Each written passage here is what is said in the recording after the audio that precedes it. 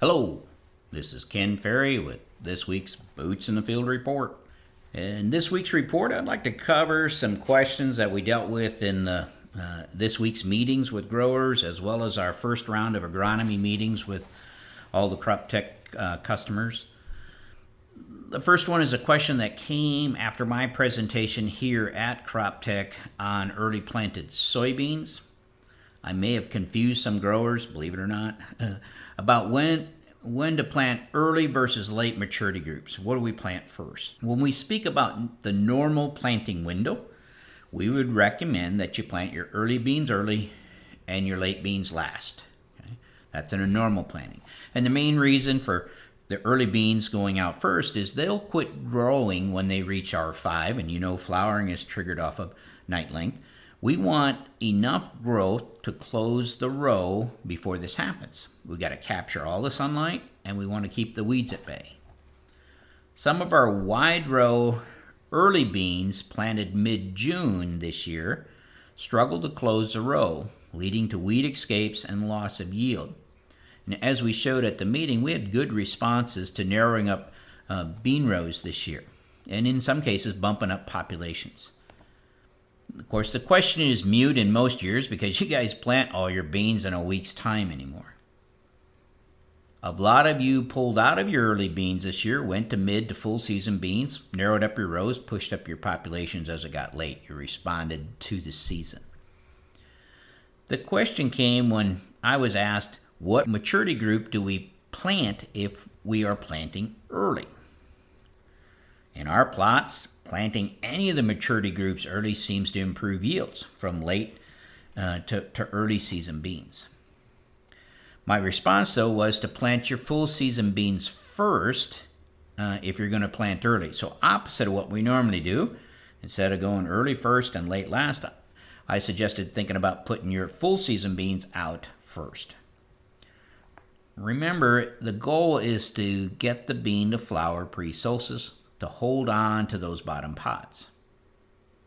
On the front side of the solstice, the nights get shorter with every passing day. So a full season bean takes a longer night to trigger the flowering.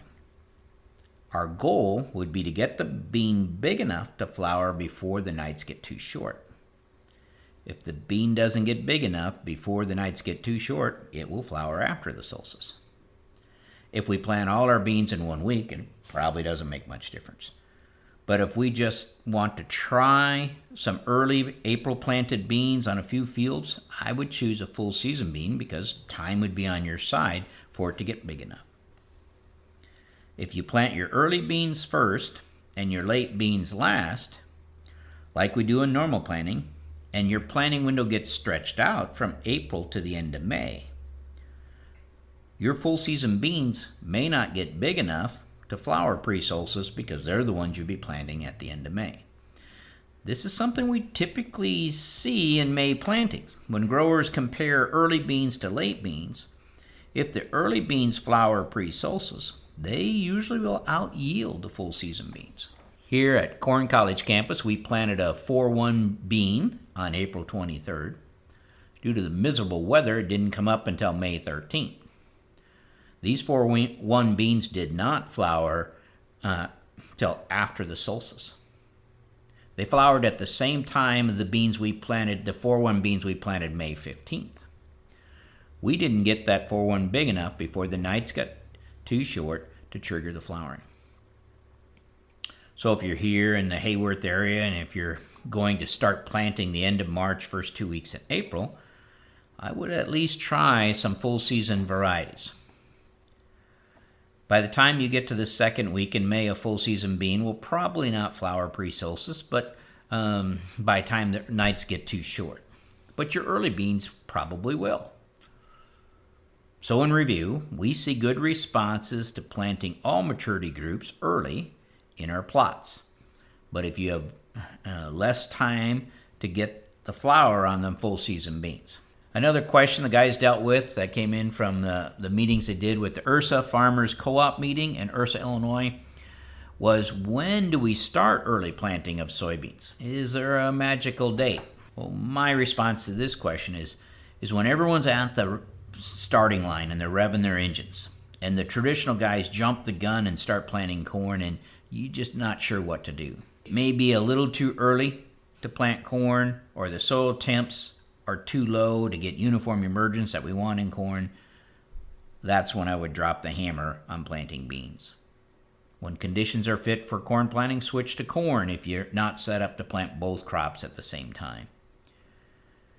If you get rained out of corn, switch back to beans, as we can push conditions coming behind a rain more with soybeans. I would not put all your eggs in one basket. I might split up my acres, at least until you get comfortable with early planted beans, from planting to spraying to harvesting at the end. Another question came in from the Poweshiek County Marketing Group at Key Co-op in Grinnell, Iowa.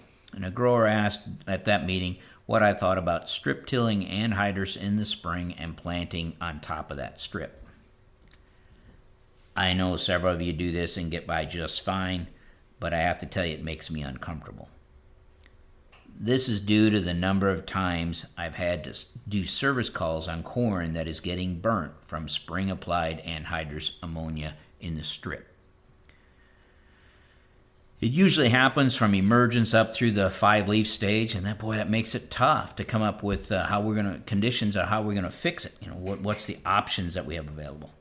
I know a couple inches of rain helps with the burn and settles the strip, but if we don't get it, we end up with a rough environment to plant into where that knife has run, and without any freezing and thawing and rain to reset it, it's just a tough seed environment. I would rather you run a row warmer without a knife in the spring and then bring your anhydrous in on the side dress side. Next week, we'll be headed to the farm show in Kentucky. We'll be meeting with all of our plot partners, and we'll be looking for future plot partners as well. If you're headed that way, safe travels, and we'll probably see you on the show floor. To stay up to date, check out our website at croptechinc.com and subscribe to our podcast, Boots in the Field Report. Keep her safe, keep her moving.